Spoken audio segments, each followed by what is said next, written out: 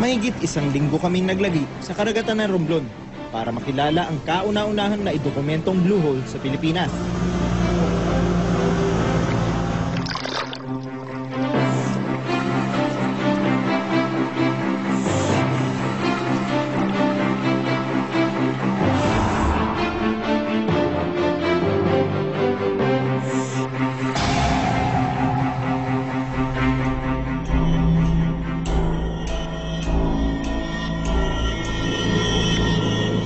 Hindi naging biro ang mapuntahan ng probinsya.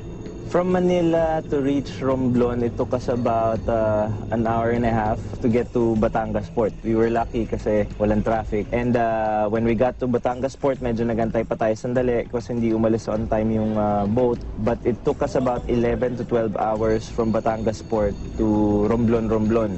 All in all, the total travel that we did was about 13.5 hours, more or less. Medyo nakakapagod din dahil the waves were not that smooth ng biyahe.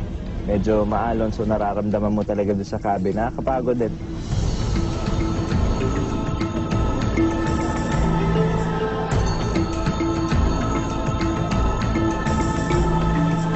I'm the number 1 P, yes. Second P. Hi, I'm Peter. Nice to meet you. Si Peter ang naging guide namin sa Blue Hole. Isang half German at half Rombloanon. Peter is a very cool guy. You know, sobrang isa sa pinaka mabait na nakilala ko. Sinasabi ko yan hindi dahil sa personal kong pagkakilala sa kanya, as a very funny, as a very very accommodating, super nice na tao. Pero nasasabi ko to dahil nakita kung paano siya makitungo dun sa mga locals, sa mga bankero. Okay, eat now. The food is getting cold.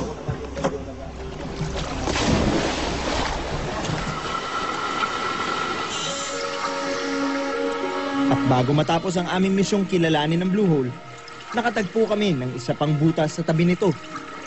Si Ruben na aming cameraman, isa rin sa mga una nakapasok dito.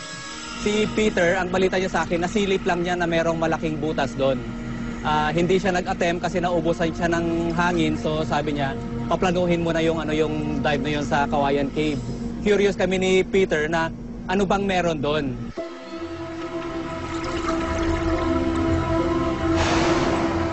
Hindi tulad ng Blue Hole na vertical o patayo, horizontal o pahalang ang kuweba.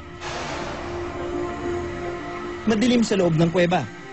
Ang tanging liwanag ay galing sa pinasukang butas. Hitik ang isda sa loob. Ang reef lobster na ito, nakapwesto na sa kanyang butas para mabilis na makapagtago sa panganib.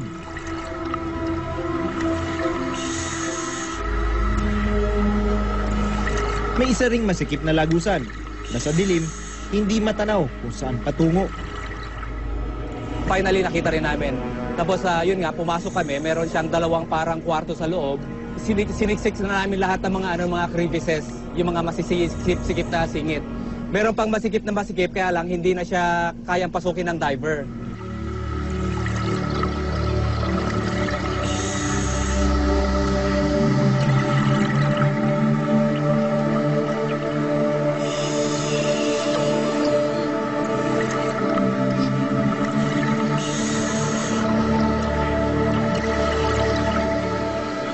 Hanggang ngayon, dinidiscover pa ni Peter ang mga dive site dito sa Romblon. On each spot, on each dive site we got, it's always different. It's always another picture. We got soft corals, we got hard corals, we got spots where only rocks are, and nice mixture of everything. So it's all individual. We found a lot of spots. Nilibot kami ni Peter sa ilang kayamanan ng karagatan na kanyang natagpuan.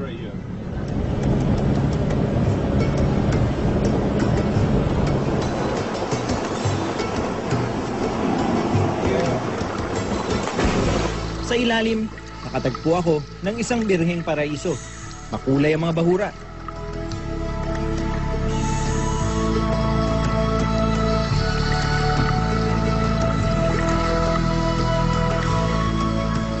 May parang banga.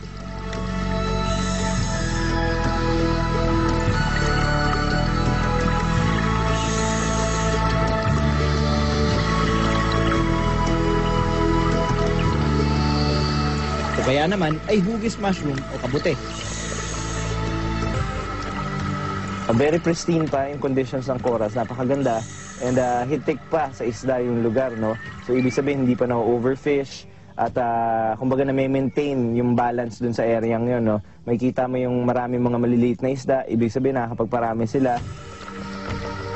Dati raw na may pagdidinamita sa ilang lugar sa probinsya ng Romblon. Pero natigil na ito 10 taon na nakakaraan.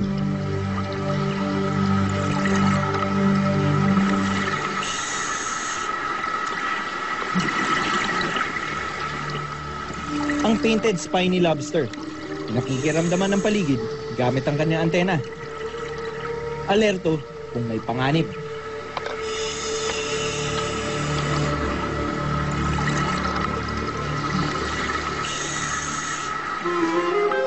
Ang mga clownfish, binabantayan din ang kanyang mga anak. Nakatira ang mga clownfish sa mga sea anemone. Nakakain ng mga clownfish ang mga tira-tirang pagkain ng anemone. At bilang ganti, nililinis naman ng clownfish ang kanyang tirahan at pinoprotektahan ito.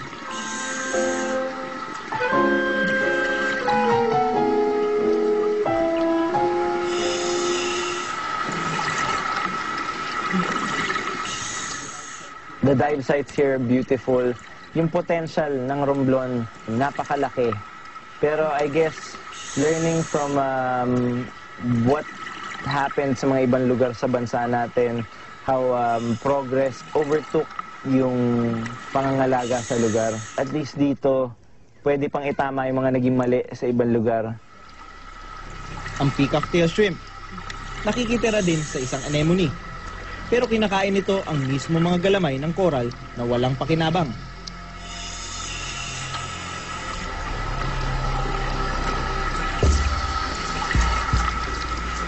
Sa kapitbahay na coral, nakatira naman ang mga spot shrimps. Tinatawag din silang sexy shrimp dahil sa kanilang paggiling. Tulad ng peacock tail, pagkain din ito ang mga galamay ng anemone. Relax naman ang porcupine fish. Kapag may panganib, lumulobo ang katawan nito at inilalabas ang kanyang mga panusok bilang depensa. Pero sa hapong ito, payapa lang itong namamahinga.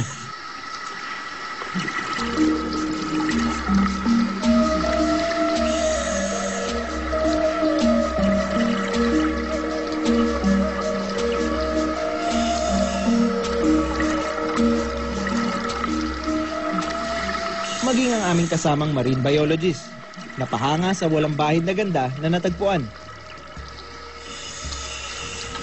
Compared to some places in Batangas side, sana mag-reserve sila ito. Wala ko nakita mga distract. May pagmamalaki man ang tanawin sa karagatan ng Romblon. Bilang taga rito, hindi pa rin daw gusto ni Peter na dagsain ng turista ang kanilang lugar. No, it shouldn't be overcrowded. It should be more ecotourism than party tourism. Sa aming pag-iikot sa Romblon, maging sa ibabaw ng karagatan, nakatagpo kami ng isang tila nakatagong ganda. Wala daw taong pinapayagang pumasok sa dalampasigan na ito nang walang permiso mula sa may-ari ng daanan papunta rito. It's my first time here sa Romblon. And I've lived in Boracay for so long and napakalapit lang niya actually sa Boracay. Na-surprise lang ako kasi ang daming lugar dito sa Romblon na mukhang what people in Boracay describe what Boracay was from before. Mahabang beach na sobrang pristine, na puro buhangin lang at puno at walang mga bahay or anything. So I guess isa siguro sa masasabi kong ganda ng Romblon yung untouched beauty nga niya or yung talagang hindi pa nagagambalang ganda. Misteryoso, nakakabigani,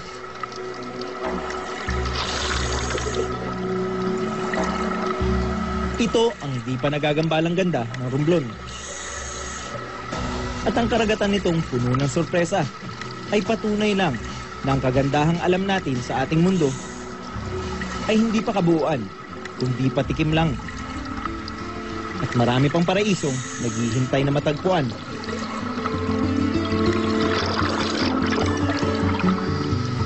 Ako si Kiko Ruska, born to be wild.